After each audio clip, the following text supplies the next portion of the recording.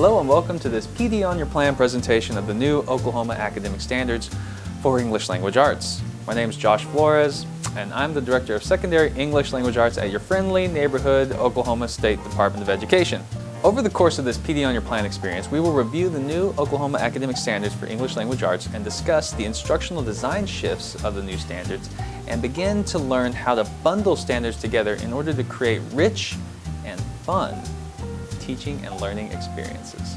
Now, I want to take a second to also thank and recognize the Oklahoma teachers that helped write our new standards. This was an amazing group of Oklahoma educators that collaborated with the State Department and spent many late nights at our agency researching, reviewing, and responding to feedback and building the amazing standards that we have today. Now, if you haven't done so already, please visit elaokteachers.com/new standards or the Oklahoma State Department of Education's New Standards Hub and Literacy page to download and print off a copy of the new Oklahoma Academic Standards. You're going to want to get the vertically aligned edition. Now, one of the first things you're going to notice when you open up that document is that the format is drastically different compared to that of the Priority Academic Student Skills Standards, or PASS. Hey, let's take a trip down memory lane and take a close look at PASS and its format.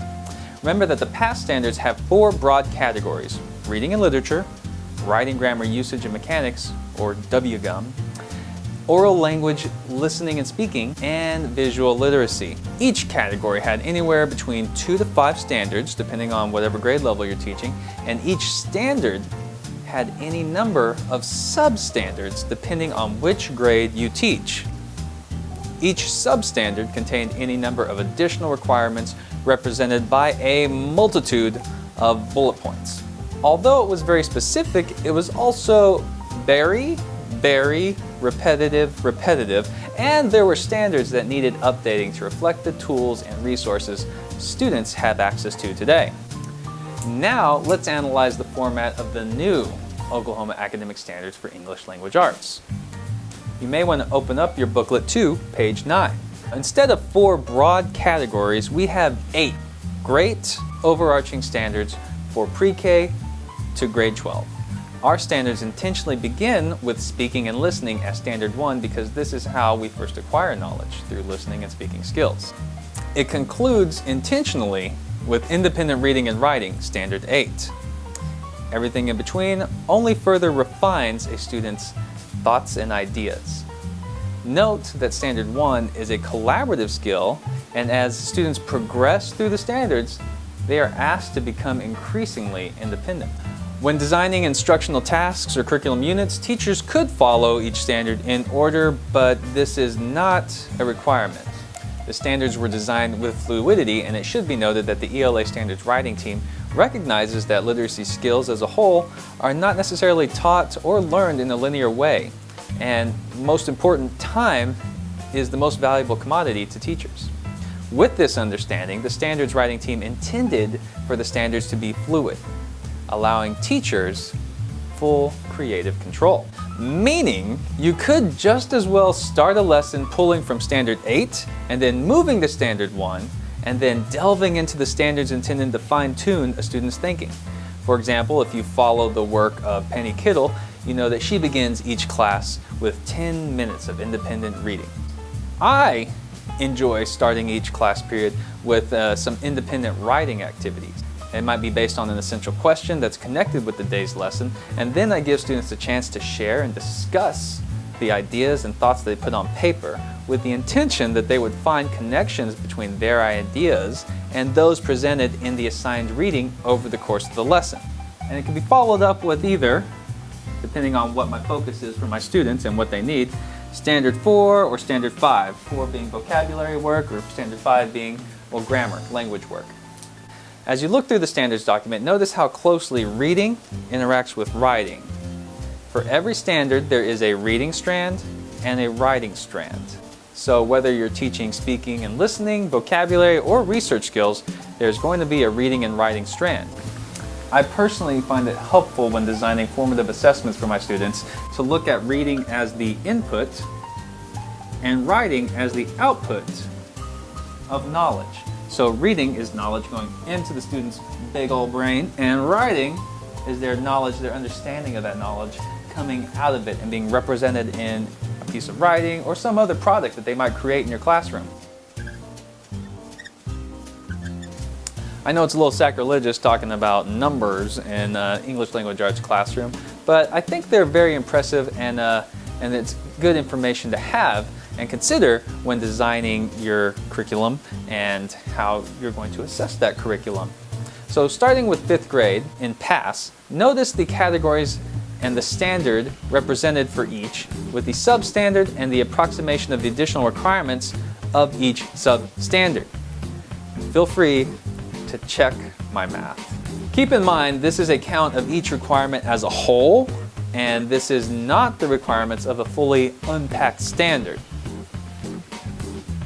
Now compare that number to the requirements for 5th grade using the new ELA standards. Knowing that there are 8 overarching standards that go across every grade level starting in pre-K, and each has a reading and writing strand, there are automatically 3 minimum requirements per standard. If following along in a copy of the standards, you'll notice that each standard has more precise objectives delineated by grade level. This is totaled as either a reading or writing objective in the side-by-side.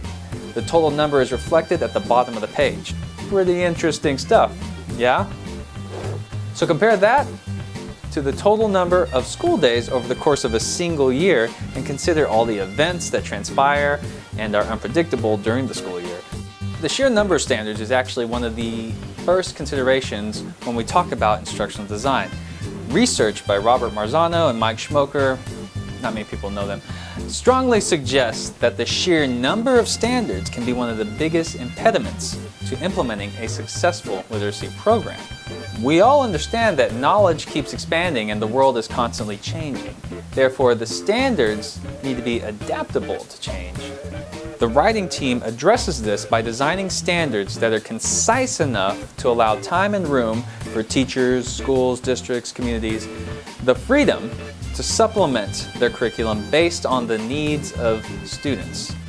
We accomplish this by writing standards that facilitate deeper learning and are applied using a recursive approach to teaching. This means our standards are not intended to be a checklist of expectations. We do not believe this is how to authentically teach, learn, and support students' growth. As ELA teachers, we are teaching recursively by presenting students with learning experiences that promote endurance and the capacity to level up. Endurance represents an assignment's value beyond our classrooms and beyond a single test day. So the skills that my students are learning from a certain assignment might benefit them in other courses that they're taking simultaneously as mine, but it also might benefit them outside the school building, just in life in general.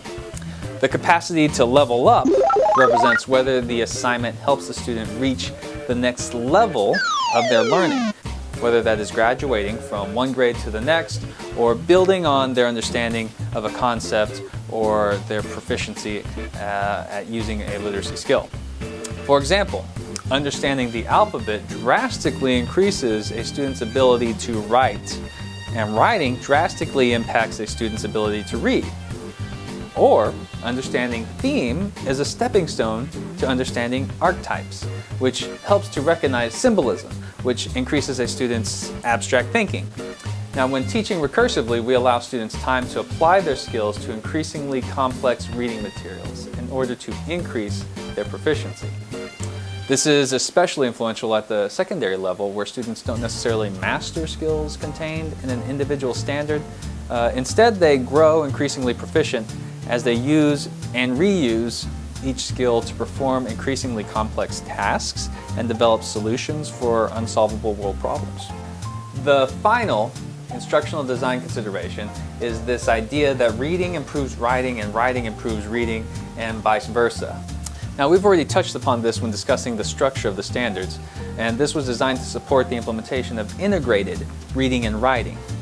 However, there is a lot of positive feedback from districts that teach these in separate courses.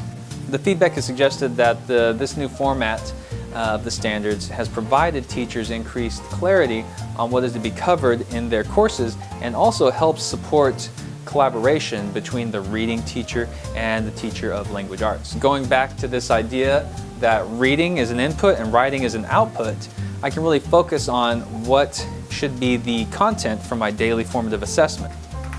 For example, if I was using an exit ticket with my 9th graders, I might turn to the writing strand under language and choose one of the 4 objectives as a basis for grading. Maybe I want to use the second objective. Students will compose simple compound complex and compound complex sentences and questions to signal differing relationships among ideas. So for my exit ticket, I would ask students to write 5 sentences. 1 simple sentence, 1 compound sentence, 1 complex sentence, and 1 compound complex sentence that summarize the day's reading. And of course include a question at the end. So that's 5 sentences. That's a decent paragraph that shows me not only their ability to write a variety of sentences and utilize different sentence structures, but also what they understood about the day's reading. And then of course the addition of the question lets me know what aspects of the reading they're particularly confused about.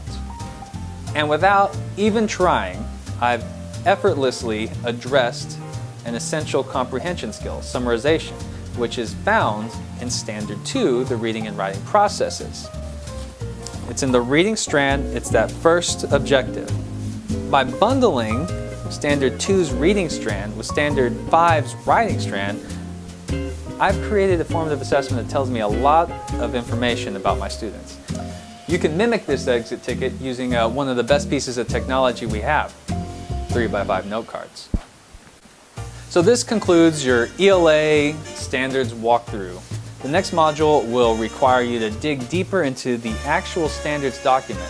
So you're going to be asked to pair up and analyze an entire standard starting in pre-K and note the shifts from each grade level.